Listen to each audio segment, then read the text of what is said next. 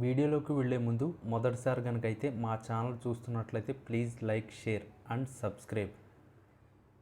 Deputy CM Pawan కళ్యాణ్ను మాజీ మంత్రి ఆర్కే రోజా వెటకారించారు. నకిలీ మద్యం తయారీని నిరసిస్తూ రాష్ట్ర వ్యాప్తంగా వైసీపీ నిరసనలో భాగంగా నగరంలో మాజీ మంత్రి ఆర్కే రోజా ఆధ్వర్యంలో చేపట్టారు. ఈ సందర్భంగా నగరి ఎక్సైజ్ కార్యాలయం వరకు నిరసన ర్యాలీని నిర్వహించారు.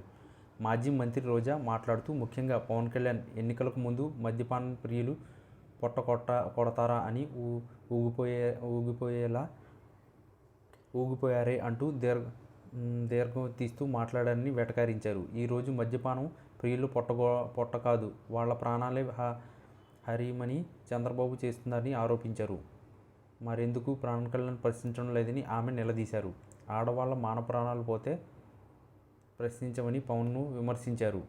ఇవాళ కల్తీ మద్యంతో ప్రజల ప్రాణాలు పోతున్నా పట్టించుకోవని పవన్ను తప్పుపట్టారు. నీకు చంద్రబాబు ఇచ్చే ప్యాకేజీ కావాలి, ఆయన ఏ తప్పు చేసినా పట్టించుకోవని పవన్పై విరుచుకుపడ్డారు. నీకు ఓటు వేసిన వాళ్ళంతా సిగ్గుపడుతున్నారని గుర్తుంచుకోవాలని పవన్పై తీవ్రస్థాయిలో విమర్శలు గుప్పించారు. కల్తీ మద్యంపై సిబిఐ విచారణ చేసే వరకు వదిలిపెట్టమన్నారు. ఇంత జరుగుతున్నా బెల్ట్ షాపులపై దాడులు లేవన్నారు. రేపటి నుంచి బెల్ట్ షాపులను ధ్వంసం చేయాలని వైసీపీ పిలుపునిస్తుందన్నారు. తామున్నామని ఆమె భరోసా ఇచ్చారు.